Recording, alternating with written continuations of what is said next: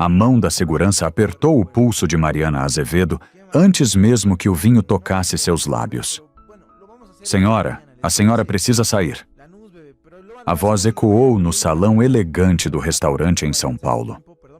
Conversas pararam. Talheres ficaram imóveis. Todos olharam. Na mesa central, o executivo Ricardo Duarte ajustava calmamente os botões da camisa. Ele não se levantou. Ele não protestou.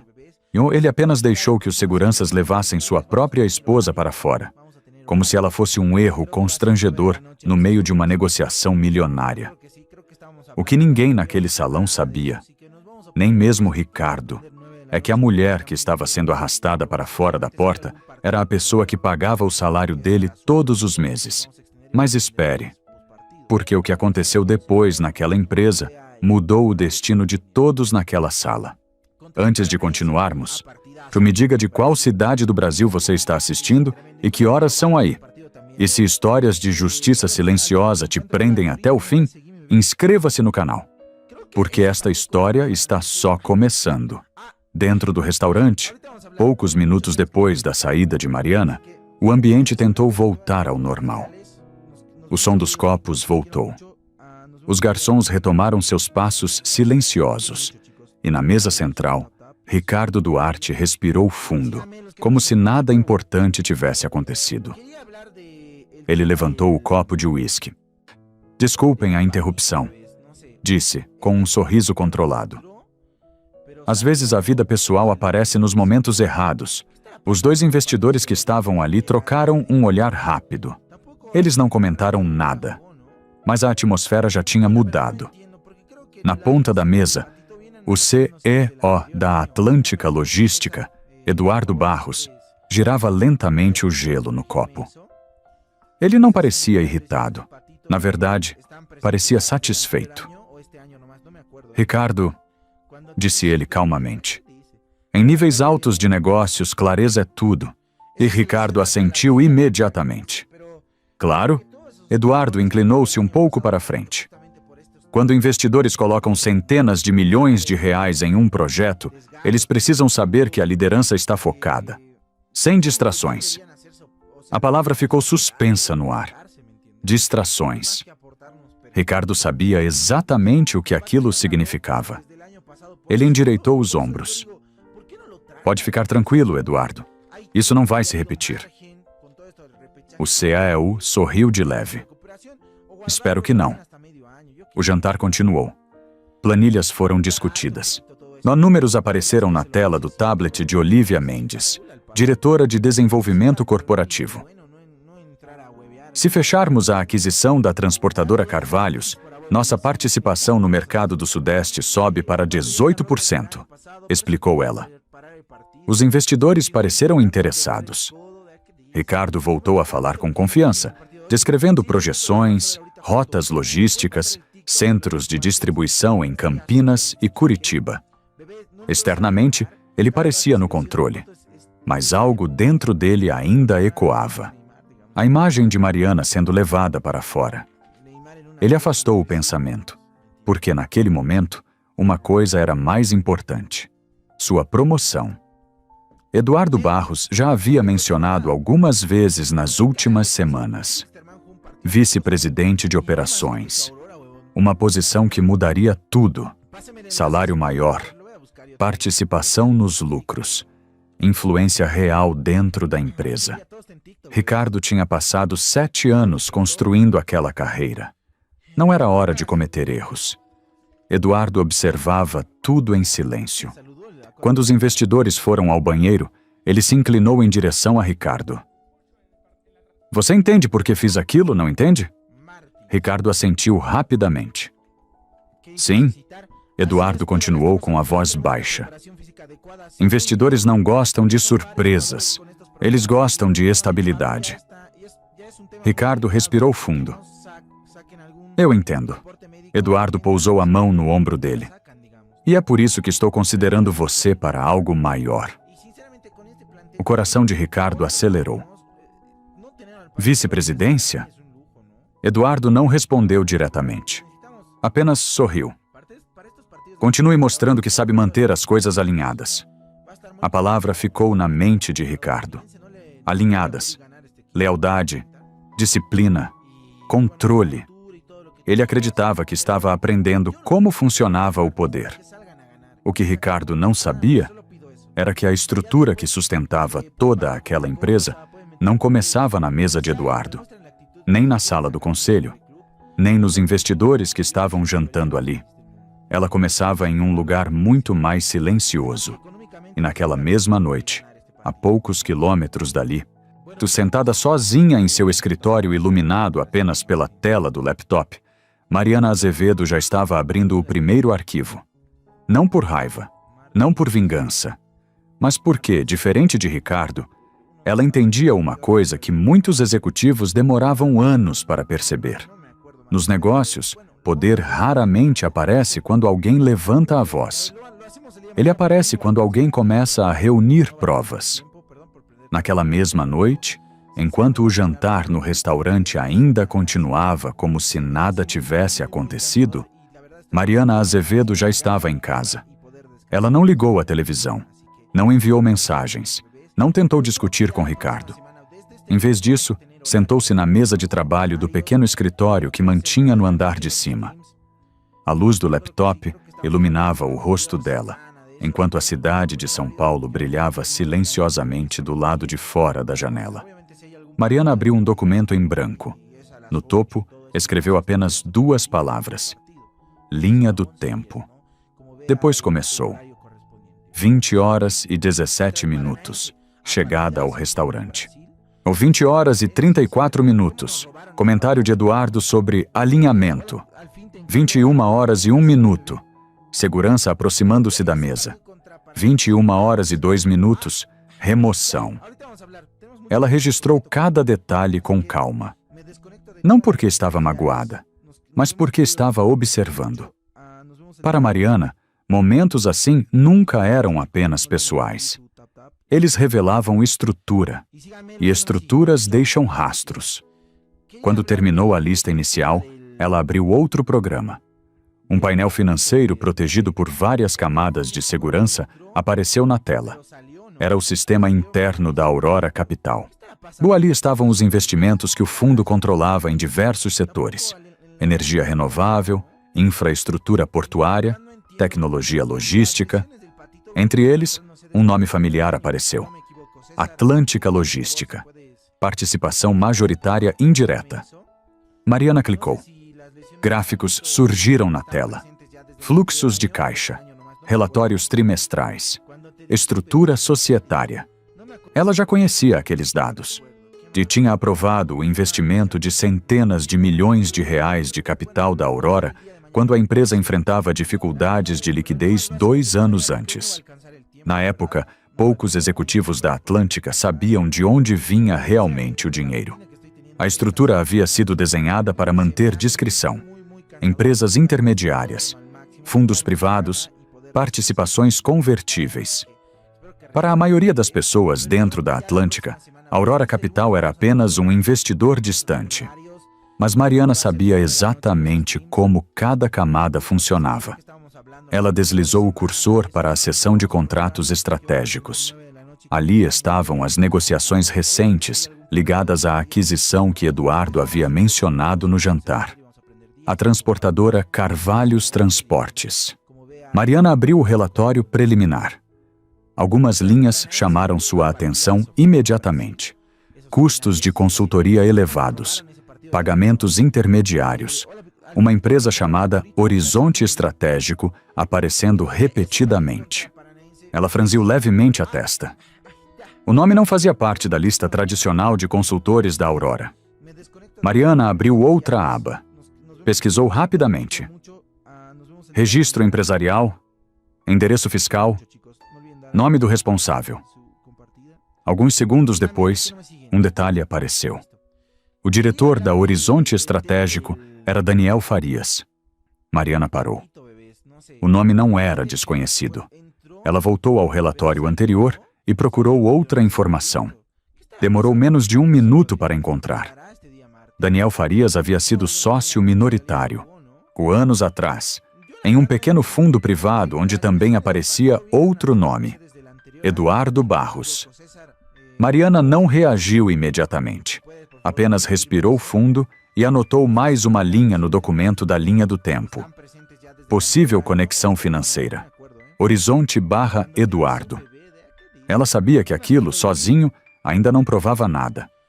Mas padrões raramente surgem por acaso. Enquanto isso, do outro lado da cidade, Ricardo Duarte ainda acreditava que aquela noite tinha sido apenas um pequeno incidente social. Ele imaginava que o verdadeiro desafio seria impressionar Eduardo, fechar a aquisição e garantir sua promoção.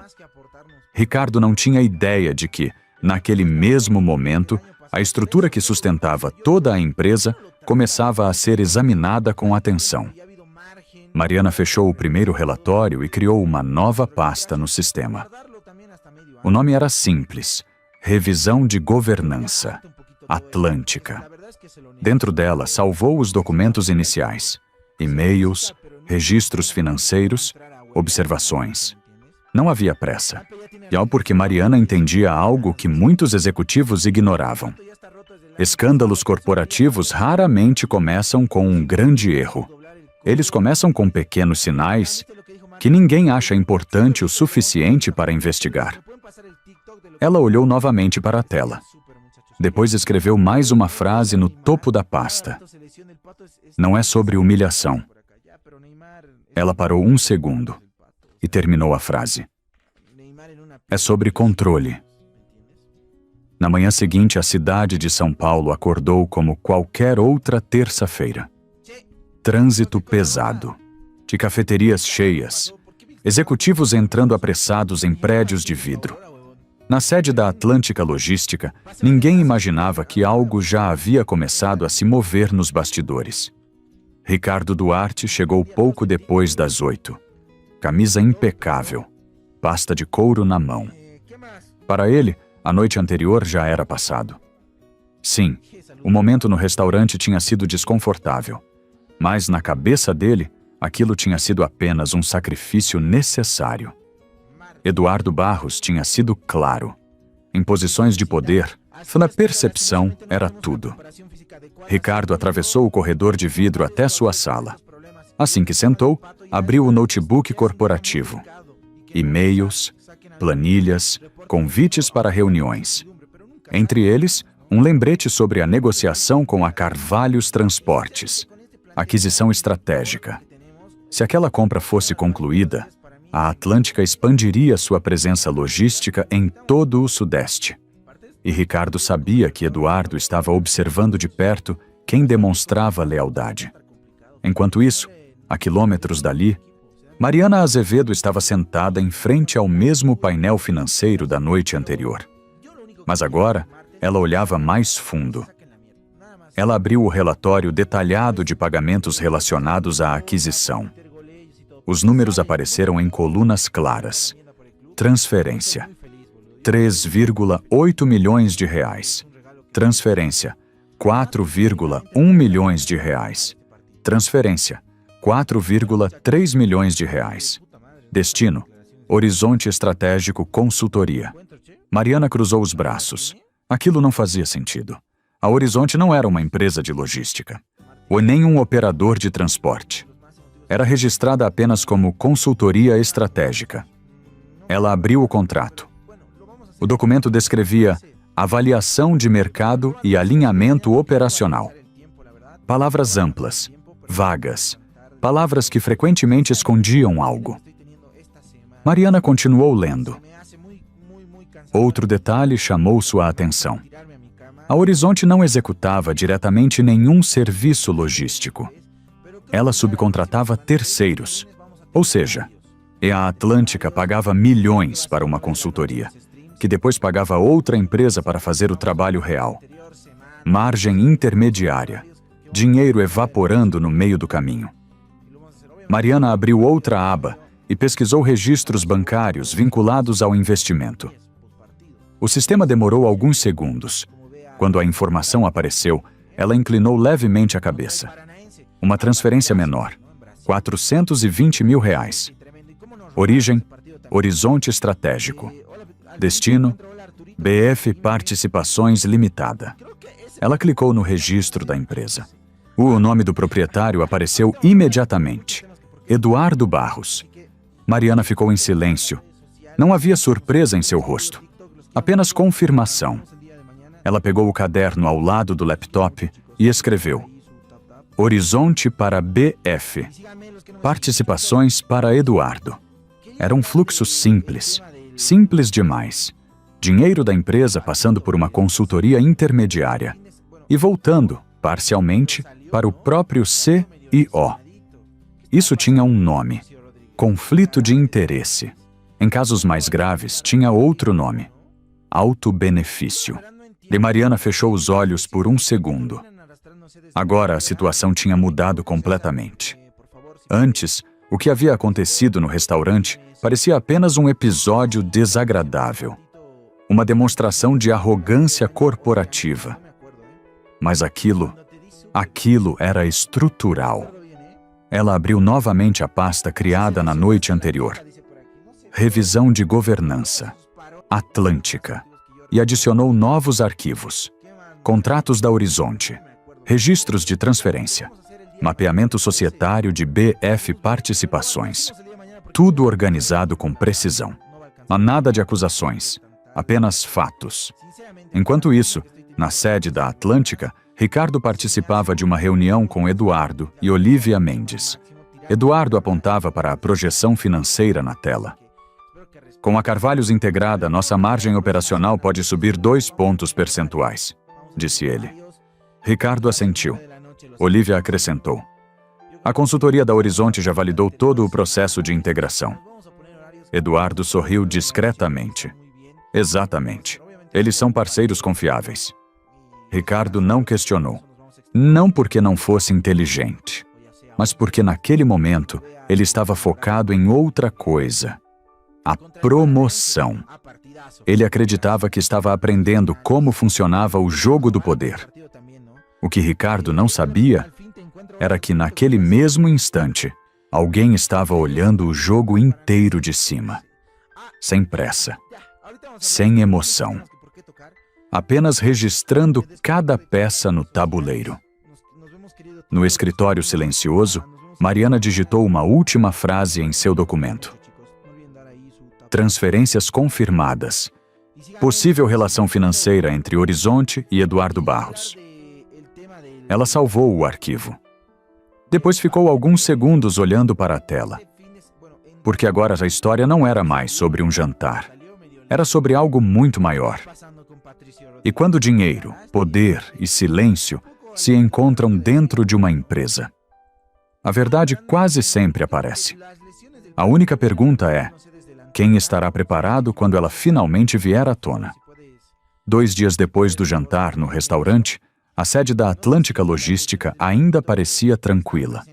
Nos corredores envidraçados do prédio na Avenida Faria Lima, executivos caminhavam com tablets nas mãos, reuniões começavam no horário e relatórios continuavam circulando como sempre. Para a maioria das pessoas dentro da empresa, nada havia mudado.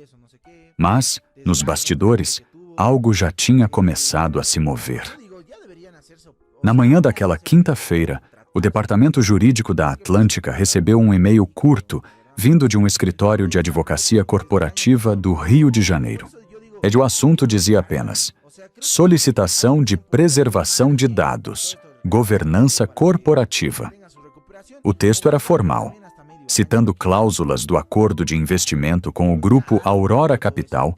O documento solicitava que a empresa preservasse imediatamente todos os registros digitais relacionados a decisões executivas recentes. E-mails, mensagens internas, registros financeiros, contratos de consultoria. Era um procedimento conhecido, mas não era comum. Quando o e-mail chegou à mesa do diretor jurídico, ele franziu a testa. Minutos depois, encaminhou a mensagem para 3 pessoas: Eduardo Barros, Olivia Mendes, Ricardo Duarte. No escritório de Ricardo, a notificação apareceu na tela do computador pouco antes das 10. Ele abriu o e-mail rapidamente. Leu uma vez. Depois leu novamente. Estranho. murmurou. Pedidos de preservação de dados normalmente aconteciam quando investidores queriam revisar processos internos. Nada ilegal, mas também nada trivial. Ricardo se levantou e caminhou até a sala de Eduardo. A porta estava entreaberta. Você viu isso? Perguntou, mostrando o tablet. Eduardo leu a mensagem com calma. O rosto dele permaneceu impassível. Depois colocou o tablet sobre a mesa. Aurora está apenas exercendo supervisão, disse. Ricardo cruzou os braços. Justo agora? Eduardo deu um pequeno sorriso. Investidores gostam de lembrar que têm poder. Olivia, que também estava na sala, Chu acrescentou. Estamos no meio de uma aquisição grande. Revisões acontecem. Ricardo tentou relaxar. Então não é nada? Eduardo respondeu imediatamente. Não, se tudo estiver em ordem. As palavras pareceram tranquilizadoras, mas algo no tom dele era diferente, mais rígido. Eduardo pegou o telefone da mesa. Vou falar com o jurídico, disse. Peça para colaborarem com o processo. Ricardo assentiu. Mas, ao sair da sala, ele sentiu algo estranho no estômago. Não era medo. Era vigilância. Enquanto isso, a quilômetros dali, no escritório silencioso de sua casa, Mariana Azevedo estava em uma chamada de vídeo. Na tela do computador, aparecia o rosto de Helena Siqueira, advogada corporativa que trabalhava com o Aurora Capital havia anos. Helena tinha acabado de revisar os documentos que Mariana havia enviado. As transferências são consistentes, disse Helena calmamente. A relação entre Horizonte Estratégico e a empresa do Eduardo é clara. Mariana assentiu. Ainda não é prova definitiva de fraude, mas indica conflito de interesse. Helena concordou. E isso já é suficiente para iniciar revisão de governança. Mariana respirou fundo. Eu não quero escândalo. Ainda. Helena sorriu discretamente. Não é isso que estamos fazendo. Ela abriu um arquivo na tela. A solicitação de preservação de dados foi enviada. Agora todos os registros digitais ficam protegidos. Ninguém pode apagar nada. Mariana olhou para a janela. O trânsito da cidade se movia lentamente lá embaixo. E agora? Helena respondeu com naturalidade. Agora observamos. Quando dados são preservados, as pessoas ficam nervosas. E pessoas nervosas cometem erros. Mariana ficou em silêncio por alguns segundos. Depois disse apenas, perfeito. No prédio da Atlântica, técnicos de T-Pro começaram a receber instruções. Servidores seriam duplicados, backups criados, e-mails arquivados. Oficialmente era apenas um procedimento de compliance. Mas, na prática, significava algo muito maior. Cada conversa, cada decisão, cada transferência financeira, tudo agora estava sendo registrado. Ricardo voltou para sua sala e olhou para o computador. Por um momento, ele pensou na noite do restaurante, na forma como Mariana havia sido retirada dali. Ele afastou o pensamento. Aquilo não tinha nada a ver com o que estava acontecendo agora. Ou pelo menos era o que ele acreditava. Do outro lado da cidade, Mariana fechou o laptop. Ela não parecia satisfeita, nem vingativa, apenas concentrada, porque ela sabia de uma coisa. Quando uma empresa começa a preservar dados, não é porque alguém quer olhar para o passado. É porque alguém está se preparando para descobrir a verdade. Nos dias seguintes, algo mudou dentro da Atlântica Logística. Não havia reuniões de emergência. Não havia comunicados dramáticos. Mas o clima no prédio estava diferente. Os funcionários de T-Premier circulavam mais pelos corredores. Os executivos recebiam pedidos incomuns do departamento jurídico. Arquivos antigos estavam sendo revisados. Oficialmente, era apenas um processo de compliance solicitado pelos investidores. Na prática, significava que alguém estava examinando cada detalhe da empresa. Na sala de Ricardo Duarte, O silêncio era quebrado apenas pelo som do teclado. Ele estava revisando relatórios da aquisição da Carvalhos Transportes quando recebeu uma nova notificação. De solicitação de documentos adicionais. Comitê de Governança. Ricardo abriu o arquivo. O pedido era direto. Contratos com consultorias externas. Comunicações relacionadas à escolha de fornecedores. Justificativas de decisões estratégicas. Ele franziu levemente a testa. Aquilo já estava ficando mais profundo do que uma revisão rotineira. Minutos depois, Olivia Mendes apareceu na porta da sala. "Você também recebeu?" perguntou. Ricardo assentiu. "Recebi." Ela entrou e fechou a porta atrás de si. "Eles estão pedindo registros da Horizonte Estratégico." Ricardo levantou os olhos. "Só por curiosidade?" Olivia deu um pequeno suspiro. Difícil dizer. Mas parece que alguém está olhando de perto. Ricardo encostou na cadeira. "Eduardo sabe?" "Claro", respondeu Olivia. "Ele disse para cooperarmos com tudo." Naquele momento, Eduardo Barros estava em sua própria sala, olhando pela janela do 30º andar. Sobre a mesa, havia uma pasta aberta. Dentro dela estavam cópias de relatórios financeiros e contratos. Ele sabia exatamente qual era o problema. E sabia que, se alguém começasse a ligar certos pontos, as perguntas não demorariam a aparecer. Mesmo assim, quando Ricardo entrou na sala minutos depois, Eduardo manteve a expressão calma. "Está tudo sob controle", disse ele. Ricardo fechou a porta. "Eles pediram os registros da Horizonte." Eduardo assentiu lentamente. "É normal. Consultorias externas sempre são revisadas." Ricardo ficou em silêncio por alguns segundos. "Mas por que agora?" Eduardo olhou diretamente para ele. "Porque investidores gostam de testar sistemas." A resposta parecia lógica, mas algo no tom de Eduardo estava mais rígido do que o habitual. Enquanto isso, em outro lugar da cidade, Helena Siqueira participava de uma chamada com o analista financeiro do Aurora Capital. Na tela compartilhada, apareciam planilhas detalhadas. "Encontramos 3 transferências principais para a Horizonte", disse o analista. "Total aproximado de 12,2 milhões de reais." Helena assentiu. "E os repasses posteriores?" O analista ampliou outra planilha. "Parte do dinheiro foi redistribuída para subcontratadas." Ele pausou.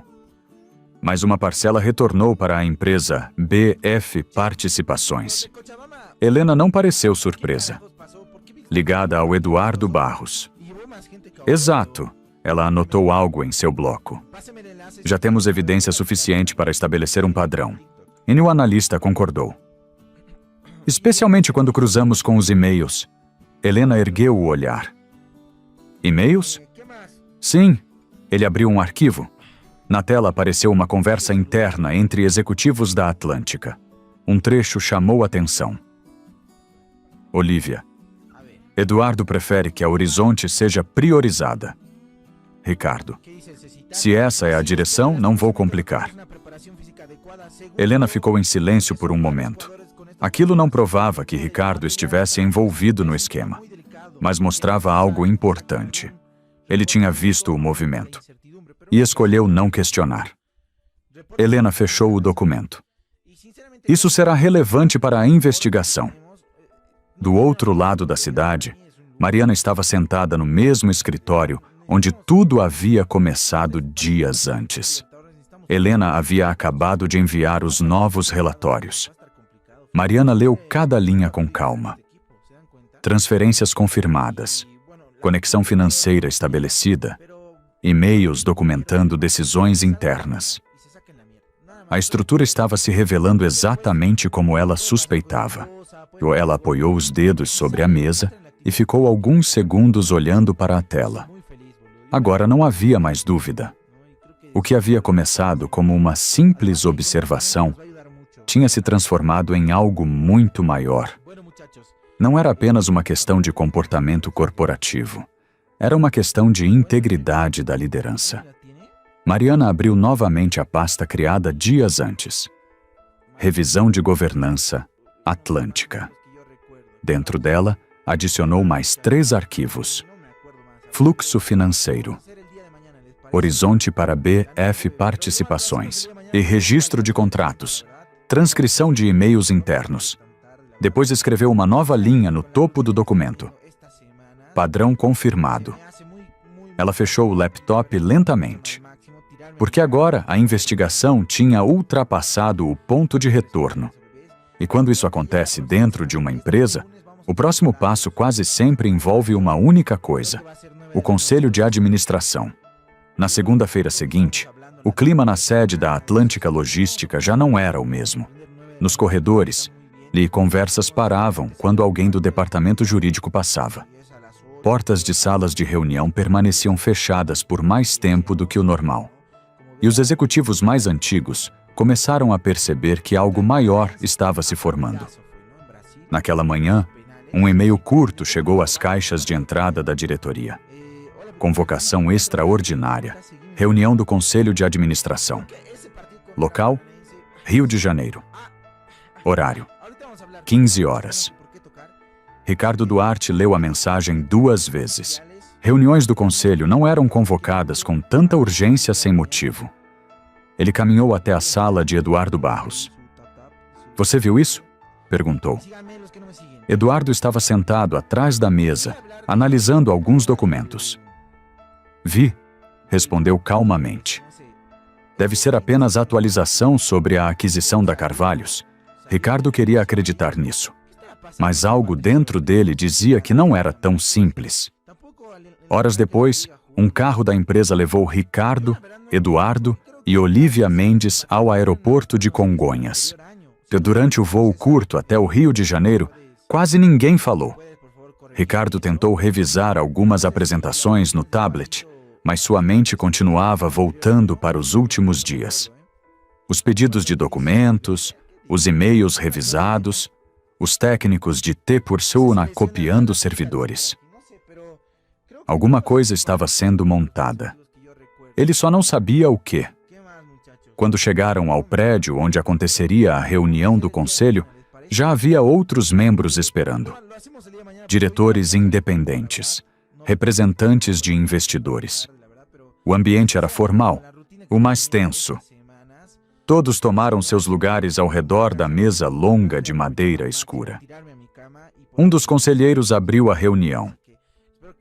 "Obrigado a todos por terem vindo com tão pouco aviso." Ele fez uma pausa. "Antes de iniciarmos a pauta normal, precisamos tratar de um assunto relacionado à governança da empresa." Ricardo sentiu o estômago apertar. O conselheiro continuou. "Durante a última semana, investidores solicitaram revisão de alguns contratos e transferências financeiras." Ele olhou para o lado. "Jones." Os representantes do grupo Aurora Capital também pediram a palavra. A porta da sala se abriu. Uma mulher entrou acompanhada por 2 advogados. Por um momento, Ricardo pensou que estivesse enganado. Mas quando ela deu mais alguns passos dentro da sala, não havia mais dúvida. Era Mariana. O silêncio caiu sobre a mesa como um peso. Eduardo ficou imóvel. Olívia piscou rapidamente. Ricardo simplesmente olhou. Mariana caminhou até o centro da sala com calma. Sem pressa. Sem emoção aparente. E um dos advogados falou primeiro. "Boa tarde. Estamos aqui representando o grupo Aurora Capital, acionista com participação relevante na Atlântica Logística." Alguns conselheiros assentiram, mas Mariana Sacinda não havia dito uma palavra. Ela colocou um tablet sobre a mesa e conectou à tela da sala. O primeiro slide apareceu. Estrutura acionária consolidada. O advogado continuou. Após reorganizações recentes, o controle indireto do investimento do Grupo Aurora é exercido por uma única administradora. Ele olhou para Mariana. Senhora Mariana Azevedo. Alguns membros do conselho se inclinaram para a frente. Ricardo sentiu como se o ar tivesse sido retirado da sala. Mariana finalmente falou. A voz dela era calma. Boa tarde a todos. Ela não olhou diretamente para Ricardo, nem para Eduardo, apenas para a mesa inteira. Nas últimas semanas, nós iniciamos uma revisão de governança após identificarmos algumas inconsistências em contratos estratégicos. Ela tocou na tela. Um gráfico apareceu. Сейчас зайдем, посмотрим, как у них трансляция началась.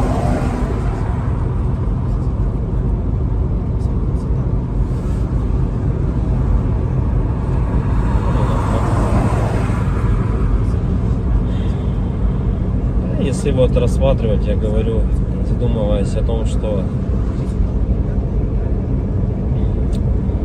прожитые типа 30 лет,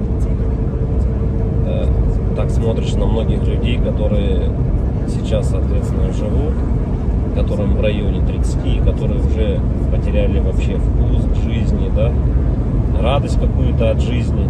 Таких, причем, кстати, становится все больше и больше. Мне кажется, этот средний возраст, когда говорили, что начинается вот этот кризис среднего возраста, он тоже сместился, как и говорят, что сейчас люди, в принципе, быстрее взрослеют, быстрее осмысливают все, да, почему-то это всегда все в плохом больше ключе на самом деле, да, вот что сейчас дети, к примеру, быстрее взрослеют, вот, и мне кажется, кризис вот этот среднего возраста, он, наверное, тоже сместился. И вот я думаю, что он сместился где-то в районе 30 лет. Опять-таки, это тоже не со всеми, наверное, связано. Не у всех людей так, все люди разные. И когда приходишь к той мысли о том, что помимо того, что люди сами по себе стали такие вот, наверное, депрессивные, да, времена такие сложные, да, вот это вот еще извне много каких вещей случается, на данный момент, которые людям усугубляют эту ситуацию на самом деле, вот этой депрессии, вот этих кризисов, да, каких-то переходных моментов в жизни. И непонятно, если конец этому всему, да, наступает у людей потом белая полоса в жизни, или они не могут выбраться из нее. Примеров достаточно на самом деле много. К примеру, вот сосед у меня есть такой хороший парень был. И есть, он хороший человек сам по себе. Но вот у него сейчас очень сложные времена такие, как бы дизмораль на него напала. О том, что он не реализовался в своей жизни к 30 годам, что жизнь у него кончена. И не может он выбраться из этой ситуации. Да? Как говорят, если мы говорим, что это мужики такие, да, типа слабые, да, какие-то, безморальные, как бы такие вот, что в основном это случается, наверное, зачастую, может быть, это у мужиков случается в этом возрасте, такой кризис, наверное, да, каких-то неудач в своей жизни, не пришедших ни к чему достойному и хорошему. Но вопрос в том, что это мужики такие, типа слабые, или времена такие стали, что если вот разобраться так, вот, например, возьмем даже с древних времен, когда человеку нужно было добывать пищу самому, да, там убивать мамонтов, мужику стоило там сходить на охоту.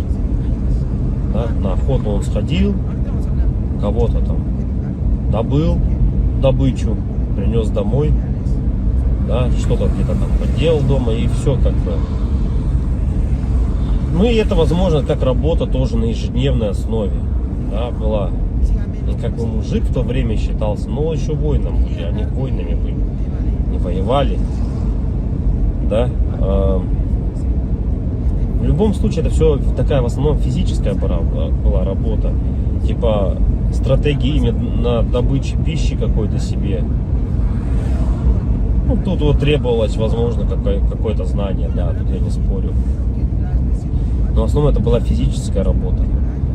Если взять, к примеру, не такие далекие времена, когда там люди вот только выходили из пещер, да, взять даже, допустим, 50 лет назад, 100 лет назад, да, когда люди работали на заводах, и что тогда считалось именно мужиком, да, таким.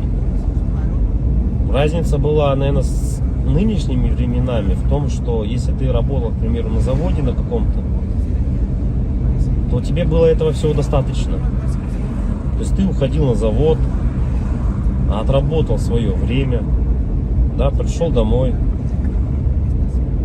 какие-то тоже там, может, домашние дела, и этого тебе было достаточно на самом деле. Как бы и все, и заключалась вся суть именно мужчин, ну вот, как бы устроиться, главное, на завод и работать физически, опять-таки, да, получить какое-то образование, так, ну, как бы среднеспециальное, к примеру, да, какой-нибудь токарь, идти на завод, отработать там 8-12 часов, это не легкая работа, я не спорю тоже с этим, но опять-таки этого зато было достаточно. Человек уходил, он отрабатывал там 12 часов и понимал, что ему будет всего достаточно. Ради этого и была, наверное, главная и основная мотивация. Да? И если перенесемся мы, наверное, в наше время уже, сейчас, на данный момент, то есть люди просто не знают на самом деле, как заработать. Как получить жилье, как получить новый автомобиль. То есть способов получения данного результата его нету как такового. Это говоря о том, что ты будешь ходить на работу по 8, по 12 часов, допустим, сутками там работать, да, ты не заработаешь на машину, заработаешь ты на нее через 5 лет, если ты там не будешь ни пить, ни есть, как бы, да. Ну ладно, если вообще не тратить деньги, заработаешь. Ну, такого же невозможно, это же только где-то в сказках. С учетом нынешних трат, то есть даже при зарплате какой-то средней, там 100 тысяч рублей, ну, где-то 60, где-то 70, где-то 80. Возьмем от 60, наверное, до 120. То есть, к примеру, достижение результата такой, как, к примеру, квартира, недвижка какая-то своя, это кредиты, ипотеки. То есть вот здесь и сейчас ты берешь. И залазя все глубже и глубже, то есть, как сказать, взял ты, к примеру, себе недвижимость, да, в ипотеку, пусть оно будет так. Помимо тех трат, к примеру, помимо этой ипотеки, там, ремонт и так далее, тебе за эти 20 лет нужно и телефоны менять, и одежду менять, и так далее, там, кушать надо. Машины также в этот же момент менять тебе надо. И то есть это кабала на самом деле такая, она дизморальная. И к чему это все? Что же значит мужик в наше время, который ходит на завод, работает 12 часов, а денег у него все равно нету. Как бы добычу он принести уже не может, да? Ну типа он может сходить в лес, но от этого толку особо не будет. И, наверное, сам интернет, во-первых, расфорсил вот это вот все, то, что люди должны зарабатывать какие-то миллионы. Они должны зарабатывать. Это было бы шикарно, если бы каждый зарабатывал. Но каждый по своей сути не может столько зарабатывать, да, потому что не хватит денег, чтобы каждый. А может их и хватит, но никто никому не даст так зарабатывать. И вот возвращаясь, к примеру, к тому, что какая зарплата? 1300, наверное, должна быть в наше время, чтобы как бы себя, наверное, обеспечивать, да? Хорошо. Одному. И кто же тогда мужик в наше время? Типа, что он должен делать? Что он должен выполнять? Как бы, если он ходит на работу, но смысла от этого нету. Ну, как бы он есть, да, у тебя какой-то идет доход, но если его недостаточно. смотришь другие профессии, другую работу, да,